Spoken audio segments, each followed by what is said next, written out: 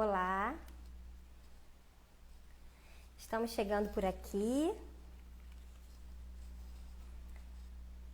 Venham chegando. Pessoal já se preparando. Pessoal que tá chegando aí agora, tá me escutando direitinho, gente? Me dá um alô aí, porque eu tô com esse fone novo aqui.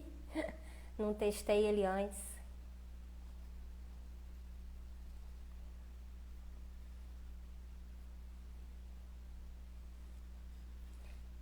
Isso. Carlinha, você que chegou por aí agora, tá me escutando direitinho? Obrigada, gente.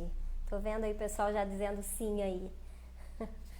Essas coisas da tecnologia, né? A gente vai aqui se adaptando. Tô com um fonezinho novo. Oi, Bárbara, Tayane, pessoal que tá chegando. Sejam bem-vindos, boa noite.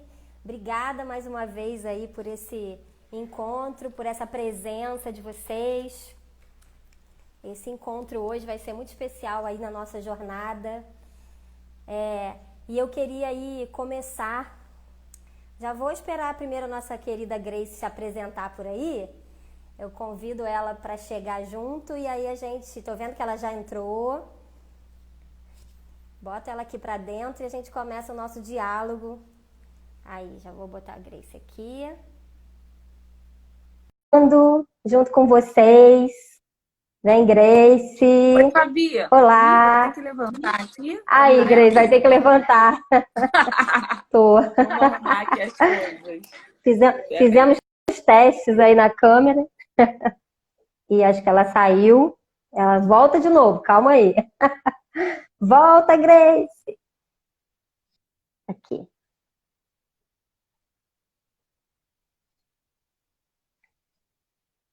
Deixa eu ver se eu mando para ela. Isso, Grace, voltou? Voltou? Voltou? Tô tentando Voltou. tirar aqui Tá. porque não quer sair daqui. Ué. Esperar então, a Grace está se ajeitando.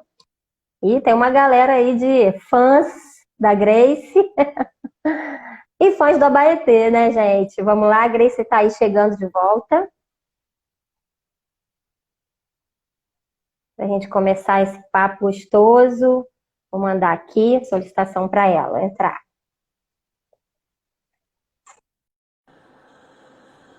Oi, Fabi. Tá me ouvindo? Tá me vendo? Eu tô. Eu Direitinho. não tô conseguindo tirar aqui da imagem a Ah, caixinha que tá aqui na frente. ué. Aí você tá... Oi. Grace, eu acho que vai ter que ficar caixinha. Eu não sei que caixinha é essa, não. Enquanto isso, o pessoal vai chegando e a gente vai... Nossa sala de bate-papo hoje tá... Vai ficar bonito aqui, hein, gente? Isso aqui hoje.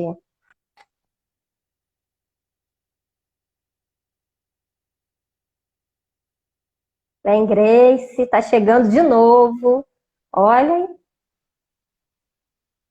Bem, não me recuse mais, Grace, volta.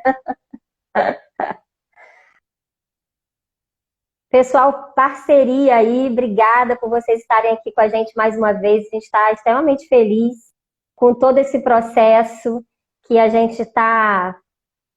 Carlinha, quanta gente do bem, né? O Abaetê é isso, né? O Abaetê é a palavra indígena que significa gente do bem, pessoas do bem. E vamos botar essa gente do bem para dentro aqui de novo. Vem, Grace. Oi, Vinícius. Fica com a gente. Marta Maia. Só gente Oi, boa. querida. Grace, para de me recusar, hein? Olha, eu não me vejo. Eu só te vejo. Não. Gente, o que que tem acontecido? Sabe que tem acontecido isso ultimamente? As últimas lives estão acontecendo isso. Não sei, será que é um problema da conexão, pesado o horário? Eu não sei, mas sempre tem uma que não consegue ver. Fica uma imagem aqui na minha frente, aí eu não consigo me ver, eu só consigo te ver. Quando eu fui clicar, sobre ela, acabei saindo. Então, a gente pode deixar Ué, pois assim. é, Carla, tem acontecido isso com a Carla também. Bem, eu tô te vendo bem, você tá me vendo, uma pena, você não se vê, né? Porque a gente fica querendo essa resposta, né? Mas tá bom, faz conta na sala de aula, que você não se vê mesmo, você tá, né? De repente, daqui a pouquinho, isso normaliza, pode ser da conexão. Aí, já estão dizendo aqui, fica tranquila que você está maravilhosa.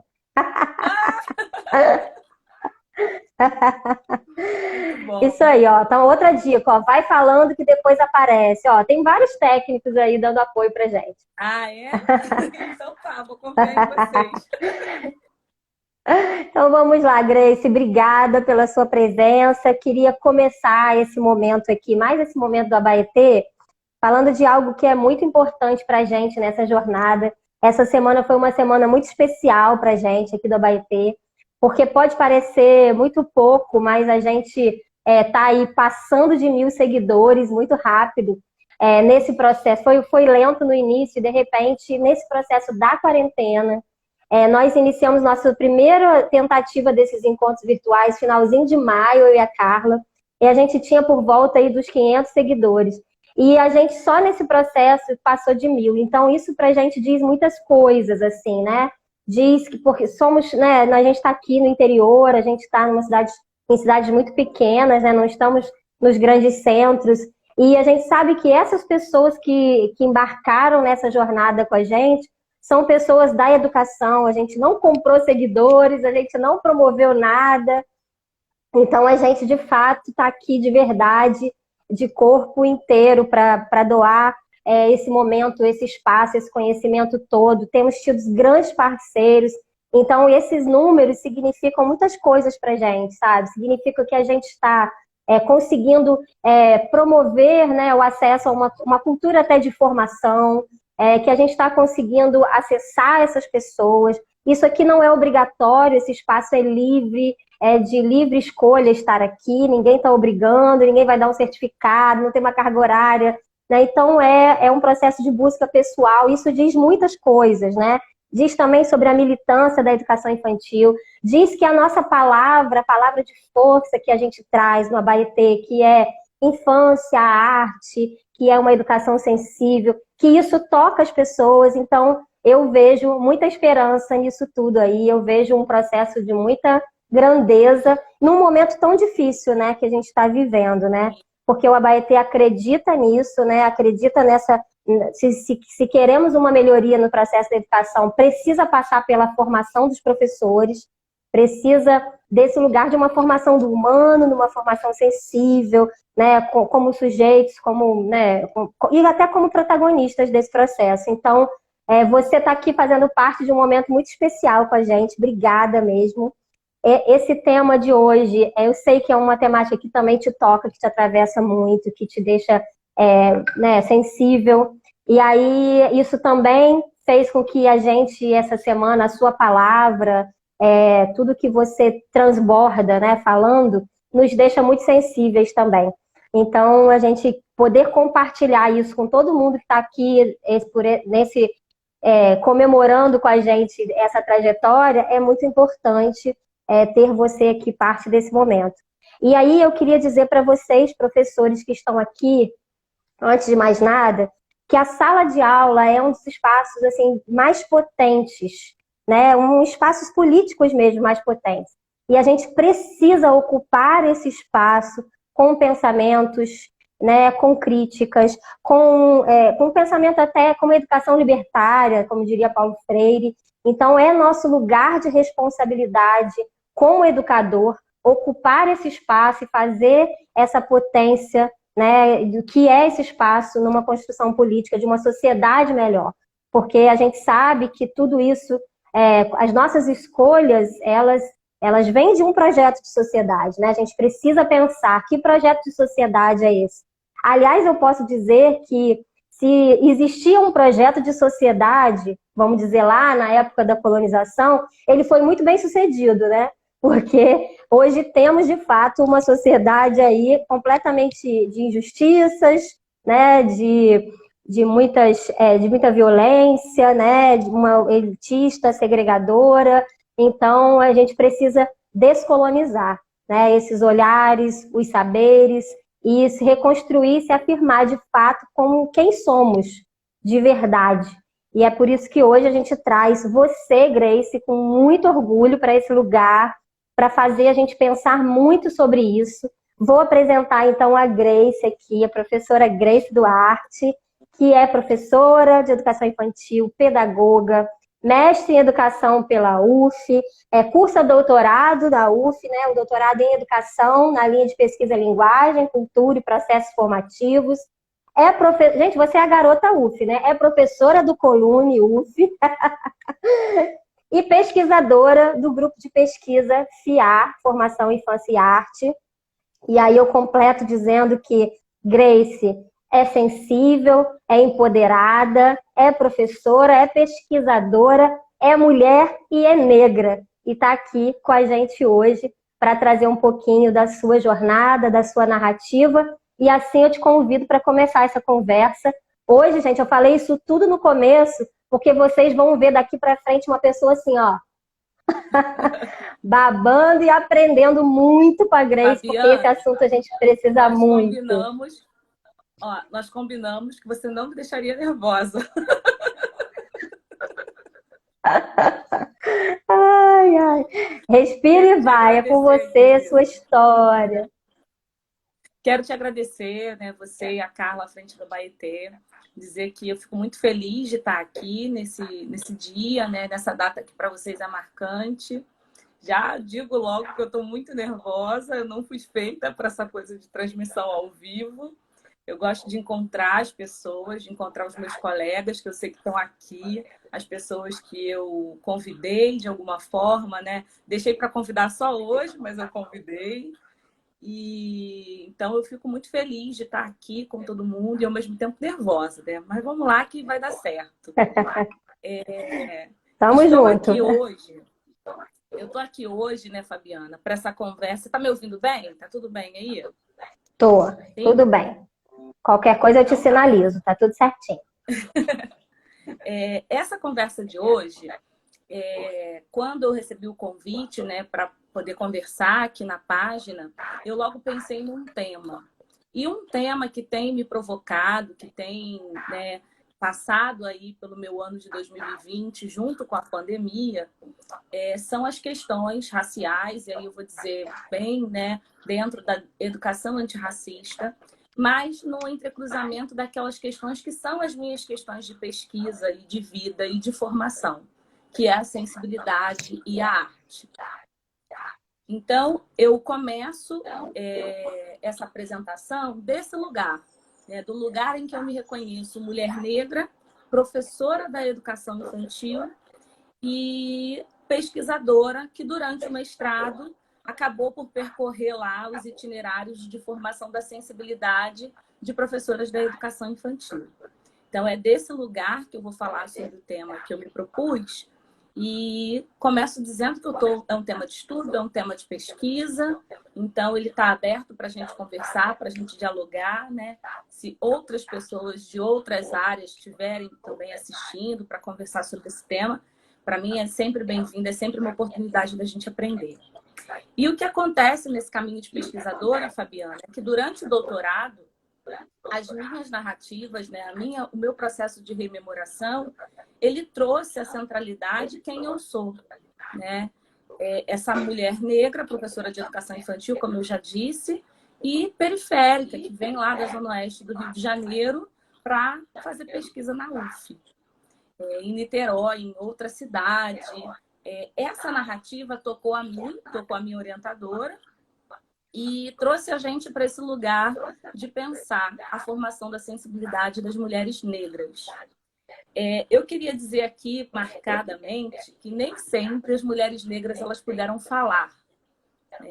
Isso hoje parece aqui muito simples eu estar aqui falando, mas nem sempre as mulheres negras puderam falar. E elas tinham, há um determinado tempo atrás, não muito distante, as mulheres que estavam à frente do trabalho com a educação, estavam educando crianças, elas tinham um trabalho que era político muito forte no sentido de nutrir o intelecto das crianças. Eu lembro que a Bell Hooks diz isso no livro Ensinando a Transgredir, né, inclusive, sobre o compromisso das professoras que ela teve, que foram professoras dela numa escola, à época da segregação racial nos Estados Unidos, e que ela via, na época, né, as professoras talvez não tinham essa consciência, mas que ela percebia como elas praticavam uma pedagogia revolucionária, uma pedagogia de resistência, porque elas tentavam, pela educação, nutrir o intelecto das crianças para que elas fossem para além, né, de um trabalhador braçal, para além disso tudo, mas que elas fossem intelectuais. Então, eu me reconheço muito nessa história. Eu tenho as minhas professoras de memória, né, para lembrar nesse caminho. E aí eu pretendo, né, dentro dos meus limites, das minhas possibilidades no doutorado, fazer esse diálogo com as professoras de educação infantil negras. Então, eu começo também trazendo um esclarecimento de que na pesquisa e no meu posicionamento, eu vou considerar como pessoas negras aquelas classificadas como pretas e pardas pelo IBGE. É importante marcar isso aqui, para que a gente não ache, né, que o negro ou a mulher negra que eu estou citando aqui são apenas as pessoas de pele escura, né? Mas numa abordagem conceitual até, essa é a minha defesa de quem são os homens e mulheres negras que eu estou citando. Então é isso, Fabiana, minha apresentação, né, basicamente, por esse caminho desse lugar que eu começo a falar. E é interessante você trazer que essa sua descoberta sobre esse seu lugar de mulher negra e da sua trajetória chegou lá na universidade, né? Quando você parou para olhar, né, para esses processos, para escrever sobre esse, né, desse seu memorial, que você se dá conta dessa sua trajetória, né? E vem esse desejo de se posicionar nesse lugar da mulher negra e o quanto sua voz precisa estar e é potente, né, nesse lugar, porque é preciso marcar esse lugar mesmo de mulher negra, né? Me lembrei até quando você citou a Bell Hooks, que ela tem um texto também que eu deixo aí como sugestão, que eu achei ele aqui, né, que é Escolarizando Homens Negros, que ela traz exatamente esse olhar da sociedade para os meninos negros, para esse lugar do corpo físico mesmo, né? Como se o valor e a potência estivesse só nesse lugar. E assim que foram vistos a vida toda, porque parece que só eram educados para serem trabalhadores braçais. Então, esse lugar do pensamento, né? A conversa do corpo negro ela é muito importante nessa discussão. Eu vou só seguir para um outro caminho para a gente depois fazer essas discussões sobre o corpo, porque são muito importantes. Na verdade, essa conversa é muito densa toda, né? E são muitos caminhos que a gente pode pegar a partir dela, né? A partir do momento que a gente começa a falar, que a gente começa a pensar sobre essa questão, a gente pode pegar várias vias, mas dentro do que eu separei para conversar aqui hoje, eu tenho um processo de identificação com a negritude desde criança, né? Na minha família, no meu ciclo familiar.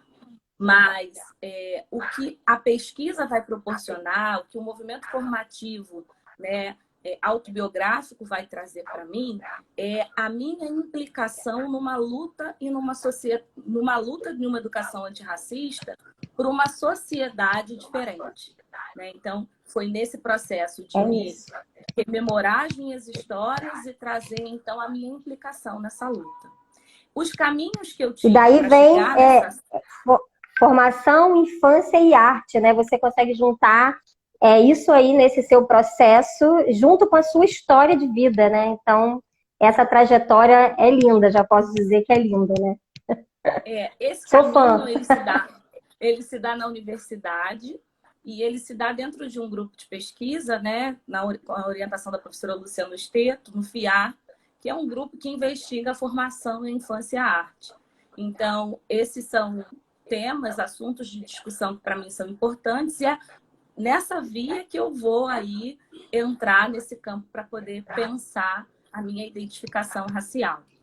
Esse campo da formação da infância e da arte, ele vai ser significativo para mim e a partir dele vão interessar, né, para a gente do grupo e para mim também, os caminhos pelos quais se dá a formação dos sentidos, a formação do olhar, a formação das sensibilidades, daquilo que é estético entre professores da educação infantil. E aí é muito importante para a gente nesse grupo a dimensão estética, né, que é a dimensão da sensopercepção. É aquilo que a gente vai considerar que ajuda e contribui na formação integral do sujeito. Então, para a gente, por exemplo, a gente tem um referencial e se orienta a partir de um psicólogo da psicologia analítica, né, o James Hillman, que ele vai dizer que interessa a forma como cada coisa em particular atinge o órgão que a gente tem como percepção, que para ele é o coração.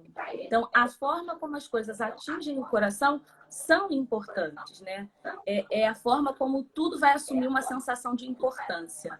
Eu trago um pouco essa fala do James Hillman, porque nesse processo de rememoração, eu fui lá encontrando tudo aquilo que me tocava, tudo aquilo que tocava a minha alma.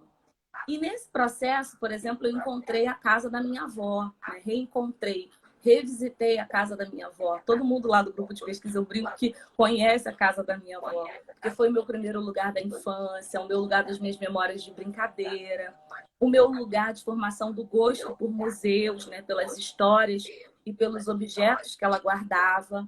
Mas eu também tenho em mim as marcas, né, que me atravessam, que são as marcas da discriminação, por exemplo.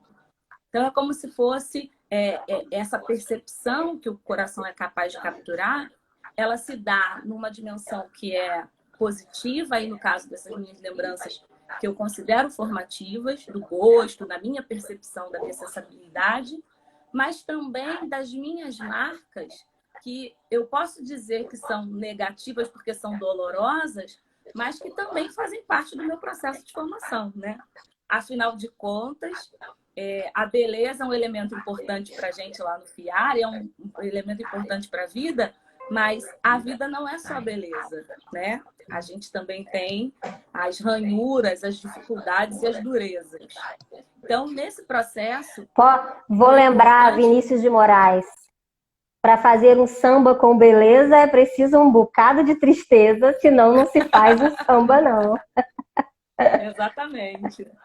E nesse movimento de também encontrar essas ranhuras, essas tristezas, é onde eu encontro, né, o racismo, a discriminação racial, que não está aí como uma violência, uma agressão física apenas. Está na sutileza, está naquele olhar estranho, está naquela frase que soa estranho e diferente, naquele momento em que você participa de uma situação dessa e se pergunta o que está acontecendo, né? Mas você não consegue identificar. É o que a gente chamou muitas vezes de racismo velado, né? Mas são as discriminações cotidianas, né? O racismo cotidiano que a gente finge que não vê, mas ele acontece. Então, eu acho que essa dimensão da sensibilidade, pensar a formação e a relação com a infância e com a arte, traz essa possibilidade da gente reconhecer, nomear o que a gente está sentindo, né? E aí, as dores, as tristezas e também as belezas. E aí você faz isso a partir de suas memórias corporais, né? A partir do que te atravessou mesmo na vida, né? E aí, né, e você traz isso para o pensamento da educação, né? Como é que pensar essa luta antirracista, né, no âmbito da educação, que na verdade perpassa a vida dos sujeitos em todos os contextos, né? Então a gente fala de educação, a gente fala da vida que pulsa o tempo inteiro, mas também na instituição, escola, mas também no sistema educacional, até na sala de aula, né? Então, das formas mais amplas da educação até as menores. O que é essa luta antirracista para você nesse âmbito da educação? Como é que você trouxe essa sensibilidade, né? Eu entendo a educação como...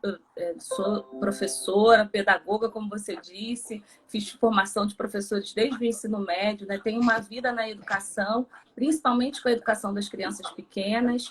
E então, assim, a educação para mim é um processo que eu reconheço como fundamental e essencial, né?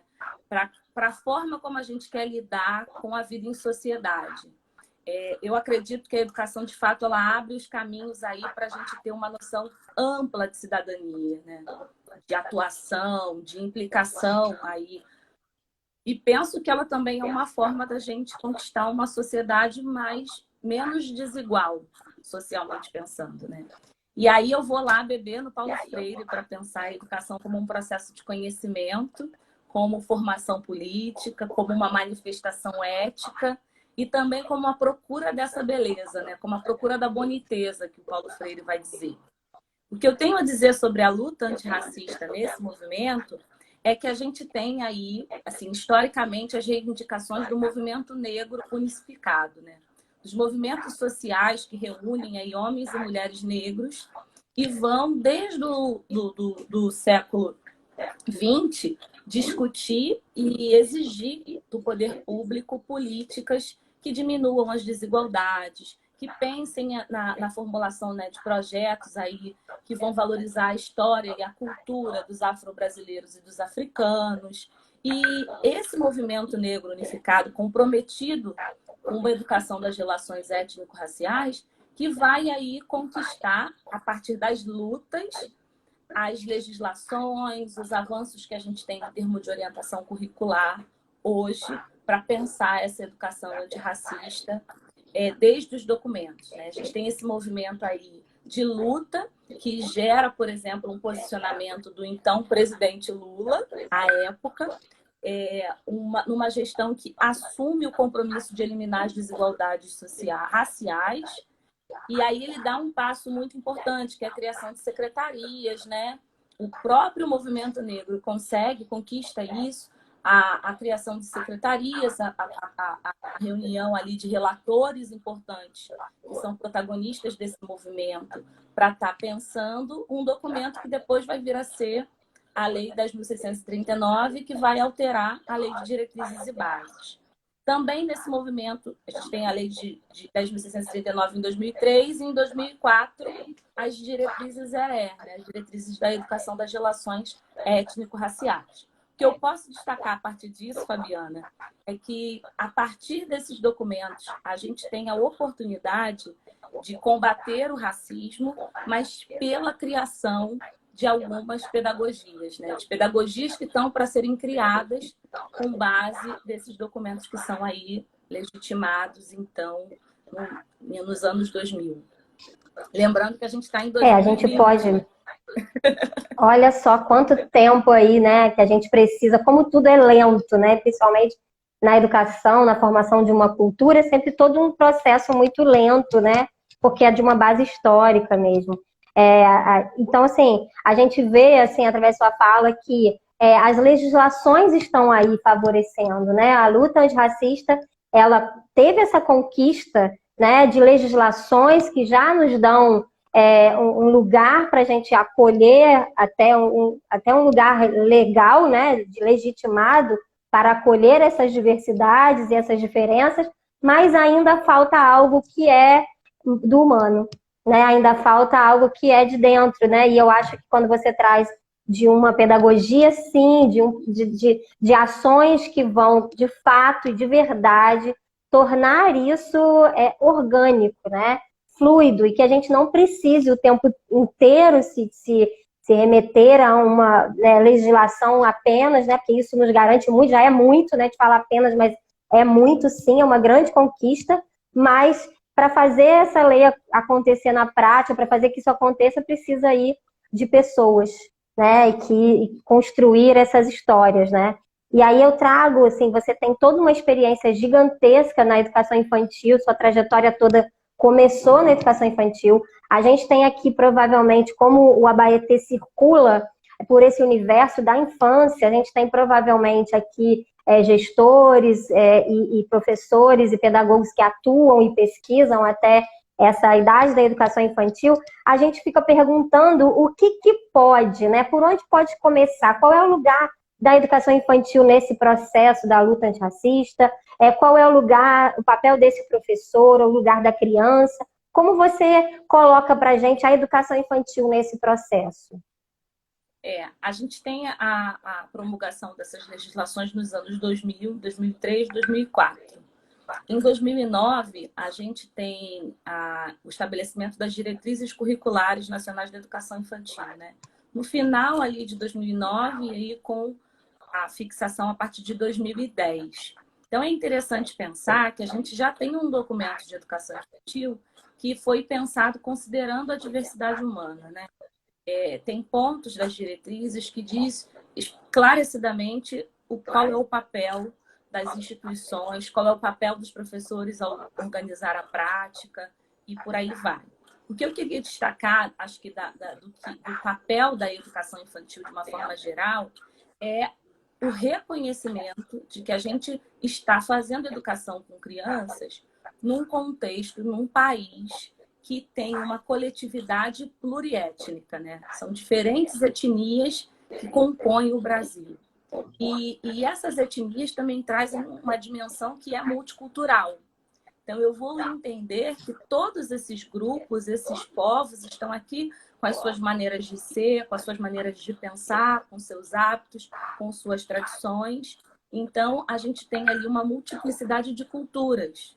Então, esse é um primeiro ponto para a gente pensar o papel da educação infantil. Porque, frente a isso, a gente tem esse olhar de uma estrutura, de uma dimensão cultural muito valiosa, e a gente também tem uma implicação que a gente precisa considerar nas nossas propostas pedagógicas, por exemplo, que tem relação com a nossa realidade. A gente está vivendo uma pandemia e que, se a gente for olhar, né, os documentos, o que os pesquisadores, o que a própria Fiocruz tem indicado, é que a gente tem uma morte maciça, e essa morte se dá nos lugares mais vulneráveis, com uma população que é negra, né? A gente também tem uma violência de Estado muito forte, né? Matando crianças e jovens que também são negros, que também têm cor. Então, a gente precisa se dar conta dessa realidade, ter essa consciência, e aí pensar na atuação, pelo menos é o que eu acho, né, Fabiana? E aí construir as ações que estão postuladas lá nas diretrizes curriculares, né?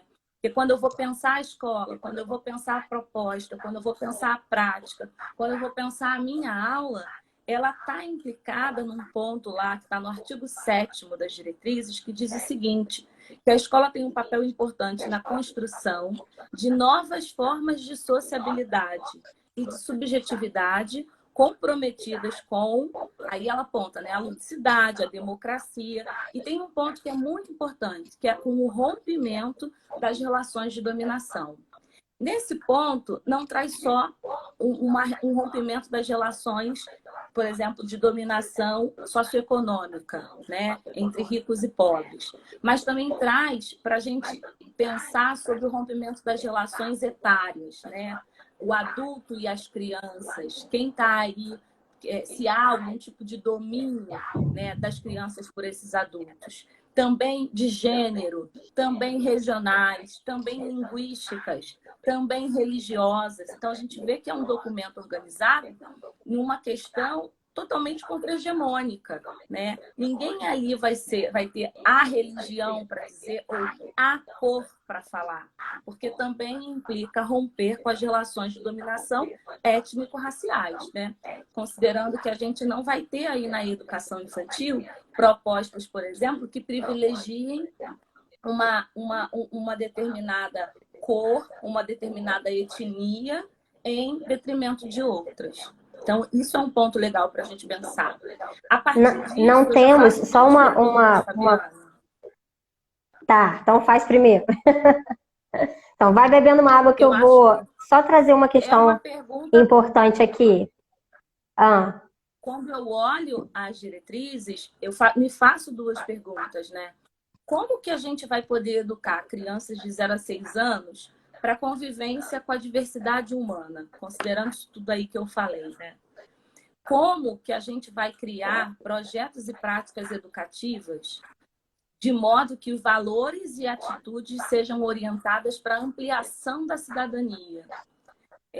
tem em jogo aqui, entra em jogo o que eu estou considerando que é cidadania, né? O que eu estou considerando que essa criança de 3 anos que já é sujeito, que já é cidadão de direitos, o que eu estou pensando sobre isso? Então, quais valores que eu estou colocando aqui na hora de organizar a minha próxima atividade para viver com as crianças no pátio, para viver com as crianças na biblioteca ou na sala de leitura, né? Então, tudo isso está em jogo.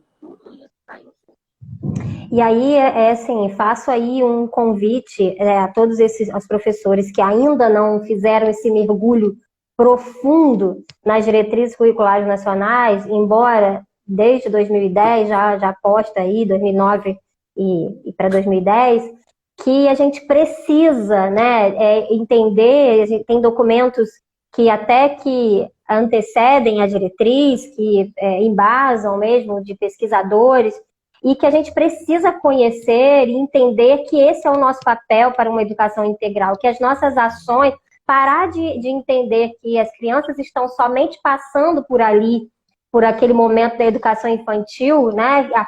É um período é um período da vida em que de muita subjetividade, né? É claro, mas e de muita diversidade. É o primeiro contato dessas crianças com outro grupo social, além da família. Então, né, na maior parte das vezes, nem sempre, mas na maior parte das vezes. Então, é preciso entender que ali, nesse momento, também começam a acontecer nessas relações também essas experiências, como você falou, de alguma forma negativas e tal, e também experiências da diversidade, experiência de muitas infâncias, né? A gente não tem uma infância só, a gente tem que parar de sair desse lugar de uma história única, de um jeito só, né? Contada de uma forma só. A gente precisa ampliar esses olhares, a gente precisa reconhecer essas diferenças, acolher essas diferenças e fazer muito mais como um papel muito político mesmo, né? Desse espaço nosso como educador, de uma responsabilidade muito gigantesca. Eu queria ler algumas coisas que as pessoas foram colocando aqui, e para não perder ao longo né, que a gente vai falando, e são falas extremamente importantes e a gente vai aqui oxigenando um pouquinho as ideias, né? Então, a Helena, ela traz que é preciso muitas lives para afirmar essa luta e desenvolver a abertura nos pensamentos e saberes.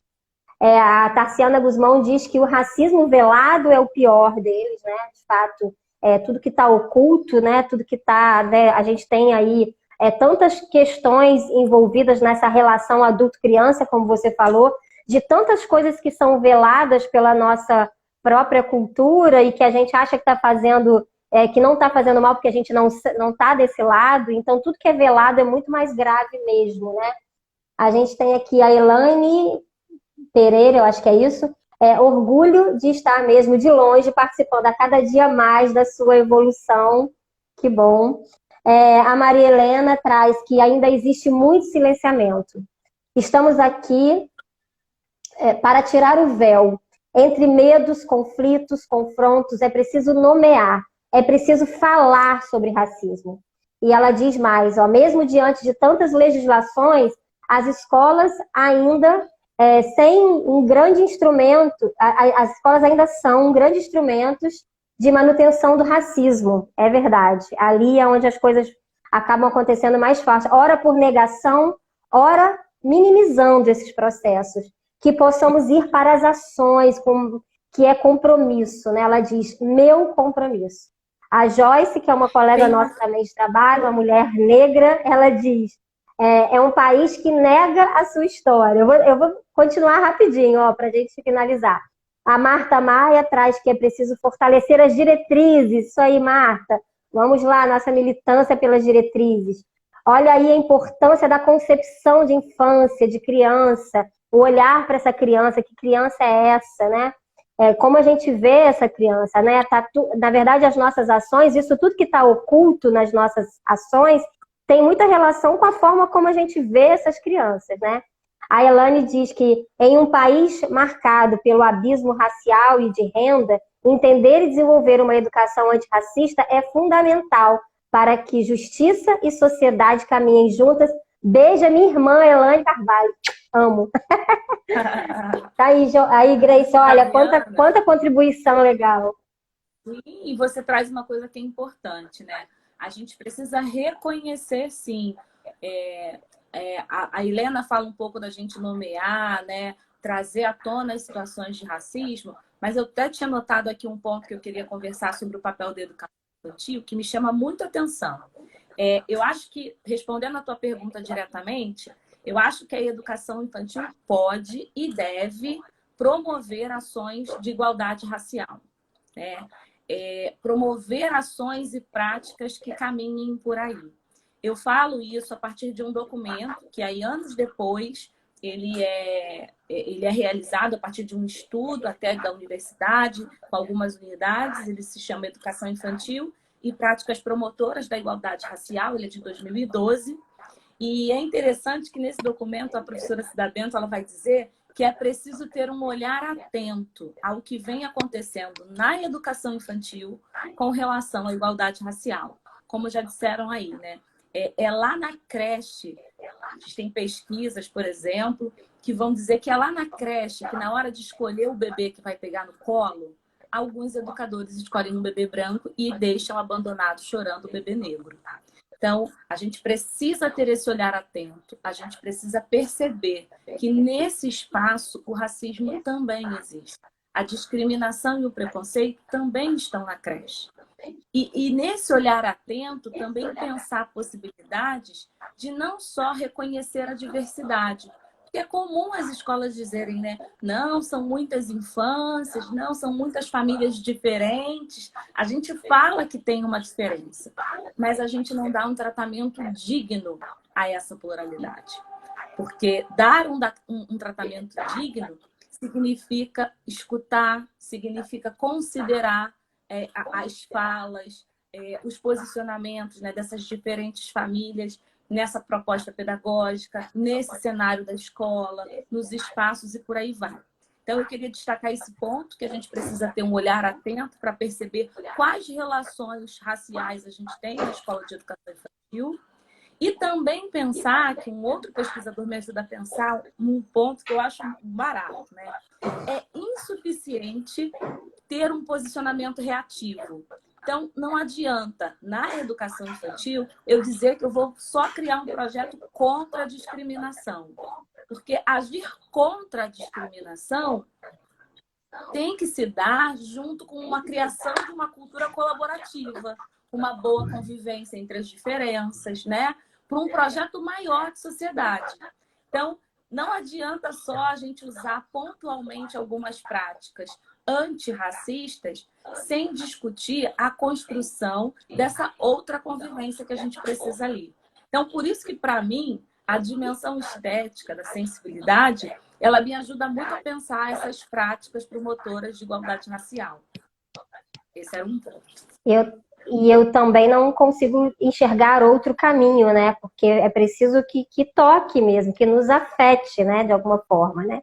E aí eu vou trazer para você uma pergunta do Leandro, que inclusive nosso colega de trabalho, que deixa um abraço aqui para você. Você não está conseguindo ler aí os comentários. O Leandro pediu para mandar um abração para você e pediu para te perguntar. E Leandro é desses que toca bem na ferida, né? E ele perguntou assim: pergunta para Grace se para mudar a cultura será necessário, assim como nos diz Elisa Lucinda, implementar uma pedagogia do constrangimento. Ela fala muito de reparação histórica, né? Sim. E essa questão do constrangimento tem tudo a ver com o que eu falei no sábado, numa outra transmissão lá no Tomatinho Cereja, que tem relação com a indignação, né? Às vezes a gente acaba indo pela pedagogia do constrangimento de tanta indignação, né? Seja de quem sofre, seja de quem... porque a gente costuma dizer que quem participa do ato e não se manifesta é conivente com o ato racista, né? Então, eu acho que em alguns momentos vai ser necessário, porque a própria indignação gera mobilização para a luta, né? Então, essa luta e essa resposta, por vezes, ela é constrangedora.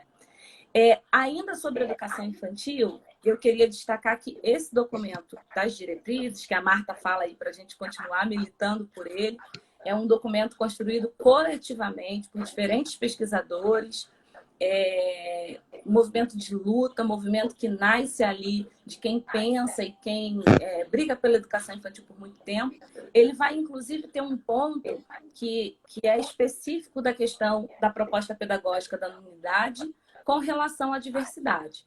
Então, assim, a gente não tem desculpa para não tratar sobre isso. Se o próprio documento que norteia o currículo está dizendo que as propostas das instituições elas precisam, né, trazer o reconhecimento, a valorização, o respeito e a interação das crianças com as histórias.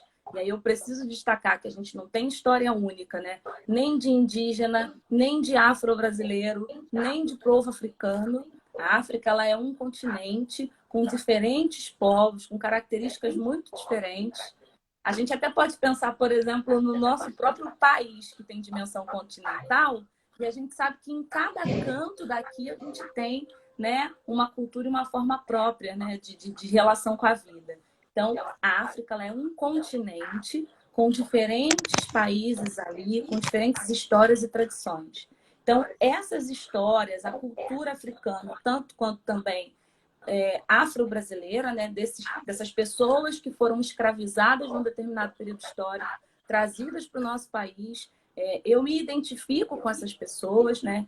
Eu vim desse lugar, eu vim de África, e essas histórias fazem parte de muitas crianças e de muitos professores que estão na escola de educação infantil pensando proposta pedagógica, pensando que é da própria cabeça ou ideia deles que aqueles acontecimentos cotidianos vão se dar, né? Desrespeitando e não considerando a pluralidade das crianças, a pluralidade das infâncias e também a pluralidade da nossa ali, das nossas etnias. Então, eu quero deixar bem claro aqui que lá no documento está escrito, está estabelecido que a proposta pedagógica na educação infantil tem que estar aliada com as questões da diversidade. Ou a gente seja, pode ir para aquele ponto não, Fabiana? pode. Eu vou só fechar aqui, fortalecendo as diretrizes, porque, inclusive, a gente vai ter uma boa discussão semana que vem com a presença da Marta Maia sobre o currículo, uma roda de conversa. E nosso intuito mais uma vez, dar um lugar de valor para as diretrizes. E aí, nesse contexto, eu fecho essa fala sua falando que não cumprir ou não conhecer as diretrizes ou fazer algo que não esteja coerente é estar fora da lei. Então, a gente precisa entender que as diretrizes elas são normativas e elas estão aí para até respaldar qualquer uma das ações e também para orientar os professores. É um bom estudo e é importantíssimo que a gente conheça de forma até, na verdade, que a gente nos abra para conhecer o que tem, porque é um documento de muita militância mesmo, de muita luta, né? E eu vou falar aqui que só um trechinho que a Vânia trouxe, que é que ponto delicado, mas necessário, que a Grace tocou agora. Infelizmente, já presenciei esse tipo de atitude discriminatória. A criança lourinha tem um tratamento diferente da negra. Acho que muita gente tem histórias assim, de presenciar isso, de sentir isso, e né, todo mundo fica muito tocado com isso, e como você disse, todo mundo é responsável por fazer alguma coisa, né? E aí agora a gente vem para um lugar que eu sei que te toca muito, que te move muito, que é falar dessas diferentes linguagens a favor da diversidade, né? A arte vibra muito, né? Acho que é forte aí, né? Porque traz esse lugar do sensível, do humano, e quando a gente fala em diferentes linguagens, a gente fala da arte sim, e a gente fala de diferença, diferentes formas de expressão. Então, como é que é trazer essas diferentes linguagens a favor dessa diversidade toda aí? A prática pedagógica na educação infantil é uma coisa que me toma, né? Total. Como professora que está ali, não no momento, mas que estive ontem fazendo isso, né? Ano passado, pensando qual seria o caminho de um projeto, quais escolhas, quais materiais a gente ia estar ali envolvendo as crianças, pensando aí o que a gente coloca no mural, o que não coloca. Então, isso são questões que me tomam e me atravessam. Então, quando eu penso esse empreendimento da luta da educação antirracista ou do antirracismo na educação infantil, eu penso numa conversa que eu li há pouco tempo, né? A gente já tem pensado sobre ela, mas eu trago para conversar sobre isso a minha orientadora de doutorado, a Luciana, que num texto muito próprio, discutindo as diretrizes, né, discutindo a construção do projeto pedagógico da escola, ela vai ali descortinando o que são aqueles princípios pedagógicos, princípios, né, das diretrizes curriculares para as propostas pedagógicas. Então, fazendo a leitura desse texto, depois a gente pode indicar ele aqui também, ele tem livre acesso na internet. Quando a gente olhava lá nas diretrizes os princípios éticos, estéticos e políticos, eu não sei se a gente consegue ter a dimensão da importância desses princípios para a gente implementar uma prática para a diversidade, uma prática, uma ação contra a discriminação, né? E ainda pensar esses princípios para esse movimento que eu te falei, né? De dar um tratamento digno para as crianças negras nas creches e nas pré-escolas. Então, nessa conversa com o texto da Luciana e das professoras dessa unidade de educação infantil, eu fui trazida a pensar esses princípios e essa luta antirracista. Então, eu trago aí os princípios éticos, por exemplo, né? Que tem a ver com a autonomia, com a responsabilidade, com a solidariedade e o respeito ao bem comum. E eu penso como é importante essa dimensão para a gente elaborar uma educação que respeite as diferenças, né? No texto, ela diz o seguinte, considerando oportunidades que ampliem as possibilidades de aprendizado e de compreensão do mundo e de si próprias, ajudando-as, no caso as crianças, né, a construir atitudes de respeito e de solidariedade, fortalecendo os vínculos afetivos responsáveis pela ligação e integração de todas as crianças como um grupo. Será que quando a gente vai pensar as propostas, a gente de fato pensa e planeja, considerando essa dimensão, né, da relação entre as crianças, da relação entre os diferentes que estão ali partilhando aquela roda de conversa, aquela roda de leitura, ou aquele movimento ali de descobrir em alguma experiência? Então, eu fico pensando, assim, provocando os professores a considerarem a dimensão estética nessa luta antirracista. Você já disse aqui, Fabiana, um pouco sobre como o nosso trabalho tem uma dimensão política, né? Principalmente quando a gente traz essas questões que têm a ver com cidadania, né? Com democracia, com o exercício da criticidade, está implicado nisso tudo a dimensão que é política. Então, se eu penso uma prática na educação infantil e a proposta, além da dimensão ética, eu também preciso considerar essa dimensão política, né? Afinal de contas, para qual sociedade a gente está fazendo a educação na nossa escola, na nossa creche, né? O que a gente está pensando de ordem democrática, por exemplo, eu não consigo entender democracia e racismo na mesma sociedade, né? Se a democracia é a participação de todos, como alguns vão ser privados a participação, a fala, a representação. Exatamente. Parece tão evidente, tão óbvio, né? Sim. Então, eu destaco essa questão do princípio de dimensão política. Para mim é muito importante quando a gente pensa as propostas na escola. E também destaco, enquanto direito que as crianças têm, de desenvolver a sua identidade cultural, a sua identidade racial e a religiosa. A gente sabe que tem tantas tensões com relação à religiosidade, né? Às vezes a gente inibe, critica a criança que participa lá dos cultos ou professa uma religião que é diferente da nossa, mas a gente precisa considerar que ela tem direito a formar uma identidade religiosa. Ela tem direito a criar com seu grupo de pertencimento à identificação, né? Com seu grupo de pertencimento aí com relação às questões étnico-raciais. Eu também destaco nesse ponto, Fabiana, você falou do corpo negro logo no início, e a gente tem no Brasil um movimento de que o racismo ele está muito atrelado à questão do fenótipo, ao corpo, ao tipo de cabelo, né? Eu aqui com a minha testa muito grande, criança, não gostava dela, o nariz largo, que eu aprendi a gostar. aprendi a gostar do meu corpo e aceitar o meu corpo negro com as características que ele tem, mas um processo que eu fui vivendo só com a idade adulta. Então, como é que a gente lida e trata com as questões do corpo das crianças, né? Dessa identificação. Então, também é direito das crianças aprenderem a gostar do seu próprio corpo e da sua aparência, desde a creche e lá da escola, né, na educação infantil.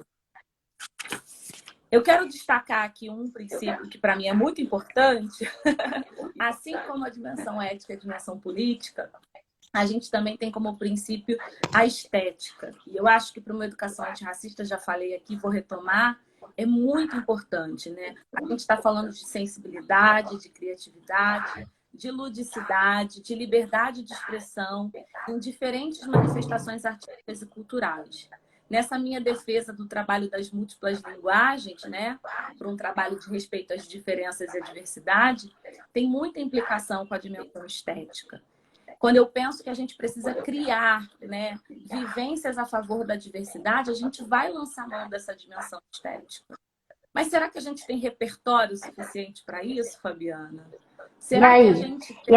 E a formação dos professores nesse lugar, né? Que é a nossa formação, né?